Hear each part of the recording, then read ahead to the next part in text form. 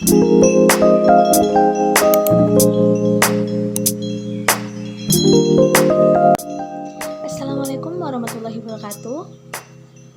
Apa kabar semuanya? Semoga sehat selalu ya.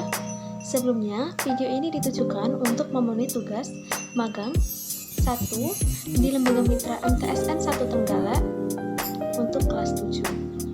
Saya Iris Widyatama dengan NIM 12208183147 dari kelas T Bio 6A IAIN Tulungagung akan mengajarkan materi tentang klasifikasi materi dan perubahannya bagian 2. Mari kita simak materi berikut. Klasifikasi materi dan perubahannya bagian 2. Pada klasifikasi materi dan perubahannya bagian 2, kita akan membahas lanjutan dari cara memisahkan campuran dan benda-benda yang dapat mengalami perubahan. Yang pertama adalah lanjutan dari cara memisahkan campuran. Distilasi. Distilasi atau penyulingan digunakan untuk memisahkan cairan dari campurannya. Nah, ini adalah contohnya penyulingan dari cairan alkohol. Jadi, pada tabung distilasi ini, cairan alkohol akan dipanaskan. Karena titik didih antara alkohol dan air berbeda, yaitu alkohol pada suhu 78 derajat Celcius dan air pada suhu 100 derajat Celcius, menyebabkan alkohol akan menguap terlebih dahulu. Nah, pada suhu 78 derajat Celcius, alkohol akan menguap dan menuju kondensor. Pada saat itu, air akan dialirkan untuk mendinginkan uap alkohol. Setelah melewati 78 derajat Celcius, alkohol akan terkumpul dalam tabung gelas Erlenmeyer dan pada tabung distilasi hanya akan tersisa air murni. Selanjutnya adalah kromatografi. Kromatografi adalah proses pemisahan campuran dengan prinsip satu fase diam dan fase lainnya yang bergerak. Kromatografi yang sering digunakan adalah kromatografi kertas. Dapat kita lihat pada gambar, kertas sari yang sudah diberi sampel akan dicelupkan ke dalam larutan. Nah, larutan nantinya akan naik ke dalam kertas saring, kemudian mengenai sampel. Nah, sampel ini akan menyebabkan larutan bergerak naik ke atas dengan kecepatan yang berbeda, sesuai dengan kelarutannya. Begitupun dengan bintik warna yang berbeda menunjukkan larutan dalam campuran.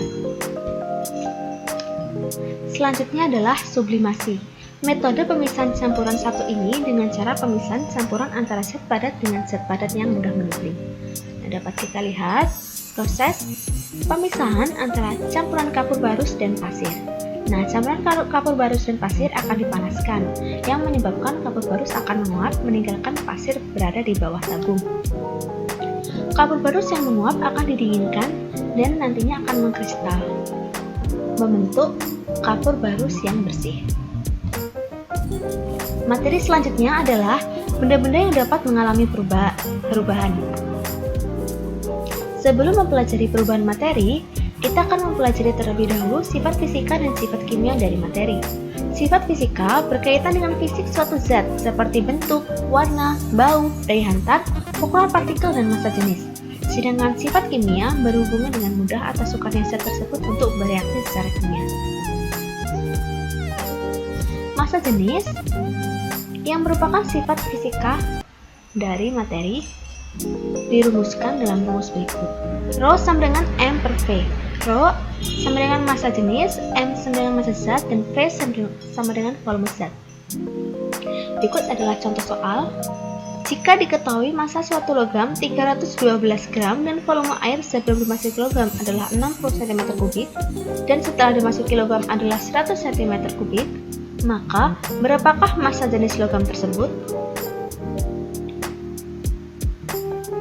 Nah, diketahui massa dari logam adalah 312 gram dan volume air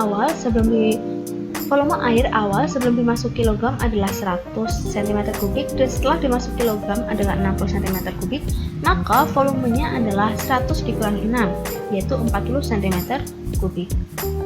Sesuai dengan rumus, Rho sama dengan M per V, Rho sama dengan 312 per 40, yaitu 7,8 gram per cm kubik. Jadi, massa jenis logam tersebut adalah 7,8 gram per cm kubik.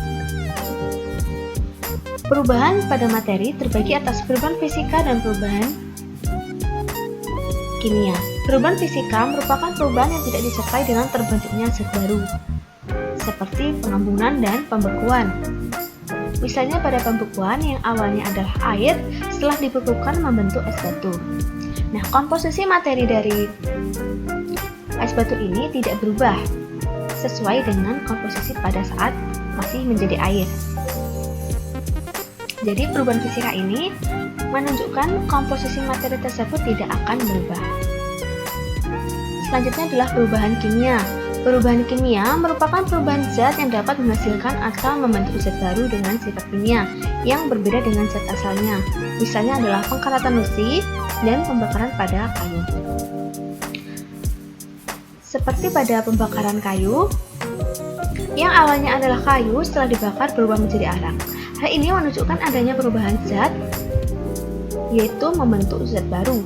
Ciri-ciri perubahan kimia antara lain yang pertama adalah terbentuknya zat baru, yang kedua terbentuknya gas, yang ketiga terbentuknya endapan, yang keempat terjadinya perubahan warna, dan yang terakhir adalah terjadinya perubahan suhu. Terima kasih, sekian materi yang saya ajarkan, semoga bermanfaat. Wassalamualaikum warahmatullahi wabarakatuh.